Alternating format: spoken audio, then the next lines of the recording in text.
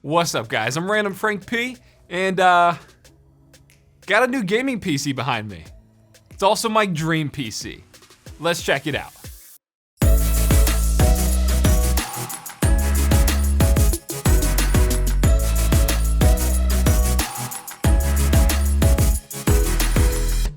So this is the Maingear F131. Hands down, one of the most breathtaking custom water-cooled PCs I've seen pretty much ever, and it utilizes their Apex water cooling system. It's unique to Maingear. They custom make this for their water-cooled builds, and it is gorgeous. I've heard of Maingear a few times in the past. I know MKBHD has a custom build from them. Unbox Therapy also has a few custom builds.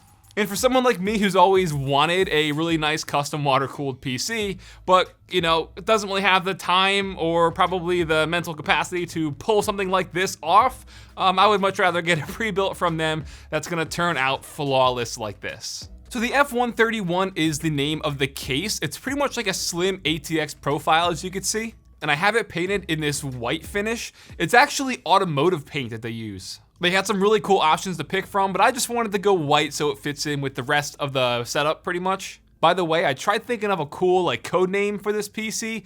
Give me some thoughts down below. What do you think I should name this? I tossed around like Frostbite, Glacier, I don't know. Give me a cool name. So for this particular build, you're probably curious the specs I have inside. It utilizes the new 10th gen Intel i9 10900K CPU. Got 64 gigs of HyperX RAM on an MSI MPG Z490 Gaming Edge Wi-Fi motherboard. Our graphics card is the NVIDIA RTX 2080 Ti. I have a 1TB NVMe SSD as the boot drive, an additional terabyte SSD installed in the back, and our power supply is an EVGA Supernova 850 watt. But the main eye candy here comes with their custom cooling configuration. It features clear crystal hardline tubing with chrome fittings. The tubing is also shatterproof. Up top, we have a 420mm radiator. The large block on the right side is 2 inches thick of custom cut acrylic. The CNC job on here is super clean. Really shows off the coolant on the inside, which we do have as white. And I did this because of the rest of the components inside, obviously. And with the RGB lighting, this could really give it the option now to change colors pretty much depending on what colors I have going on inside the build. What I also really like with their Apex cooling is it actually features dual pumps for a fail-safe precaution pretty much. So if one does happen to die on you, you're not SOL. You have that fail-safe backup just in case. Some other things to point out is you could see the flow indicator on the bottom right. This is so you can see that the coolant is actually currently moving. And then right there on the bottom, you also have a spot for draining, which is gonna be good for maintenance and stuff, or if I ever want to swap out the coolant. It's all done right through there. Don't really have to disconnect anything. Now, like I said, with the RGB and that white coolant, we also have 4 RGB light strips, which are embedded on the top, bottom, and left and right sides. And that's going to, again, just give it a really nice reflection on the inside. Since it is custom painted white inside as well, it's gonna bounce off all that with the white coolant. It's just gonna reflect all the lighting and look super nice. So if I want like an all blue, I could change it up, and now instead of everything looking white on the inside, it looks blue. If I want it green, you get the idea. And then obviously with RGB, it just looks nuts. So all the lighting is synced to the motherboard, including, the HyperX RAM and all the light strips, so I can control all the lighting and effects just through the MSI software if I want. It's called the Dragon Center software, and in there's a few different effects. Nothing too impressive, because I mainly just keep it on like a static color, or if I want to just, show it off for a disco show, you put it on the RGB. But also, you can completely disable all of that because it comes with a remote that you could just, point at it real quick and just change the colors on the remote. And that also has some pretty cool features built in to the actual light strips itself of this remote that the software doesn't have. So again, I had that flexibility to really customize the look and the RGB of the PC just to make it all pop. Now, one thing I can really appreciate is there is absolutely zero bloatware, zero anything installed on this PC when I first booted it up. Just Windows 10 Pro. Nothing. All drivers had to go and download. The MSI software wasn't even on there. And that's great, because a lot of times with a pre-built PC, they do load it on with tons of unnecessary programs and bloatware that you don't need. Companies will pay certain pre-built companies to put on their software, so once the trial runs out, you can start to use their crap and you pay them. It was always terrible. Here, thankfully, nothing. Just Windows 10 Pro. Before we move on, if you want to talk like cable management and stuff real quick, obviously on the left side panel where you have everything going on, it just looks super clean. They have the custom white braided cables there as well. And then once you pop off the right side panel, which is held down by 8 screws, everything is locked down, beautifully managed, secured with zip ties. Which, since because I didn't personally build this PC, if I ever wanted to go in and, change things or swap things out in the future, it's very easy to do that because now since everything is so neatly organized, I can see where everything is. It just makes it a lot easier in the end. All right, now we're gonna talk benchmarks and performance with the RTX 2080 Ti and the i9-10900K CPU. And really, I didn't go crazy with benchmarks. I only downloaded and benchmarked games that I currently play and use, as well as some software and stuff I'll show you. So I'm not gonna, be going over like 15 different titles here, just the ones that I mainly play because that's really all that matters to me. So everything was benchmarked at 3440 by 1440p because again, this is my use case. That's the resolution of my monitor. And everything was also benchmarked at the highest possible graphical settings, unless noted otherwise. Again, just to show you the maximum juice you're getting out of this. So Battlefield 5, probably the game I play the most. Nearly 120 FPS, booted up some Modern Warfare, had to wait for the 119 terabyte update to install. 126 FPS, but then we have a game like Flight Simulator, which is brand new.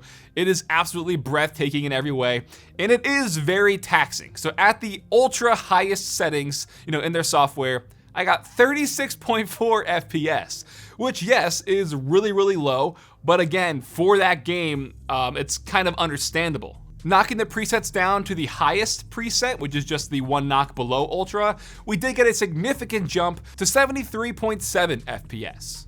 Now again, with this game, very, very taxing. There's a lot of factors that go into the performance. This was benchmarked over 5 different flights, and I will say for the most part, all the flights were probably like 20 minutes or less, so I wasn't like high up in the sky above the clouds where I am gonna be getting more FPS. I was pretty low to the ground. Flew over my college campus, flew over my hometown, flew through New York City and literally right over Times Square. Nice little trip from San Diego to LA. But yeah, those were the averages over the 4 or 5 flights that I did. Then talking 3D Mark real quick, which is an often used benchmarking tool.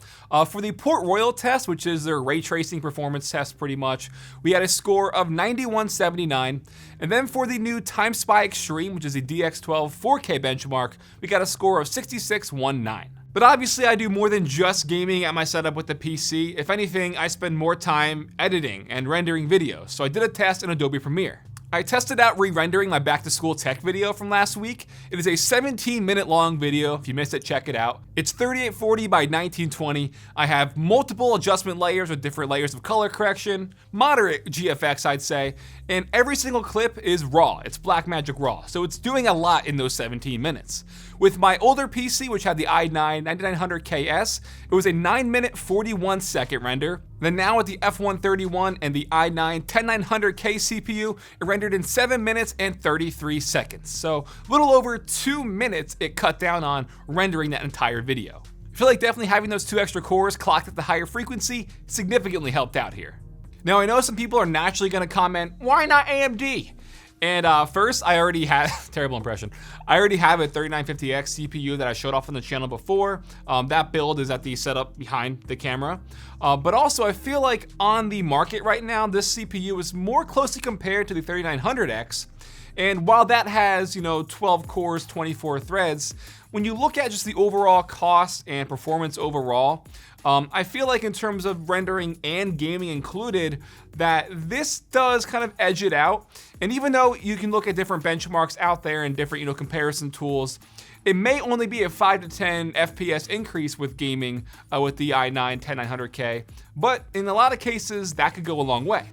Plus, you look at the 5.3 gigahertz versus the 4.6 turbo with single core, and the 4.9 versus 4.2 on all cores, and yeah, I'd say it's a pretty significant bump when not at the stock frequency. Also, it's honestly just a matter of preference as well. I've had a really good track record in the past with Intel in terms of stability and reliability in all my builds.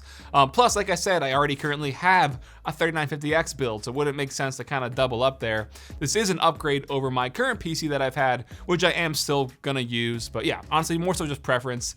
And again, I know I'll see the comments about the upcoming generation of GPUs. That's irrelevant to this, because I've had this build for a little over a month now. So, upcoming releases is It's whatever. You know, I'm content with this build for what it is.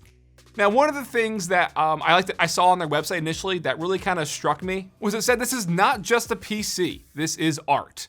And honestly, that's like one of the main selling points here is, yes, if you're getting a main gear build with this custom Apex cooling, and obviously you can go and configure it to whatever sort of specs and hardware you want, it is gonna be a bit pricey, but you're getting that gorgeous, unique hardline cooling on the inside with their Apex cooling system that is 100% art.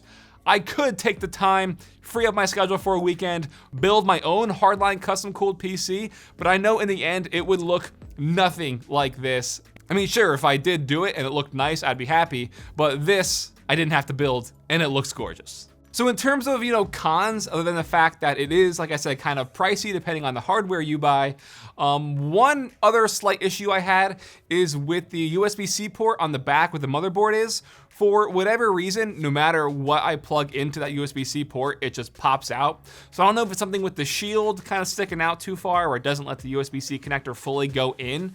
But that's definitely kind of annoying. I do have the front I/O and stuff, and I can utilize the USB-C ports there and the USB, A ports and stuff. But still, I wish I had the extra one in the back. But yeah, guys, this is the Main Gear F131. Like I said, comment down below what your thoughts are, like a cool code name for it. And it is definitely a pretty big bump over my last build in terms of, performance, but as well as visual eye candy. And don't worry, I'm still gonna be using that. I've got a lot of different use cases and stuff for hardware and PCs on this channel. So it's all going to good use. But man, 100% my dream PC. I am loving it. And I hope you guys loved this video. If you did, give it a big thumbs up, show your support. Feel free to follow me on Twitter at randomfrankp. And lastly, if you haven't already, hit that subscribe button. I hope you enjoyed. Have a good day.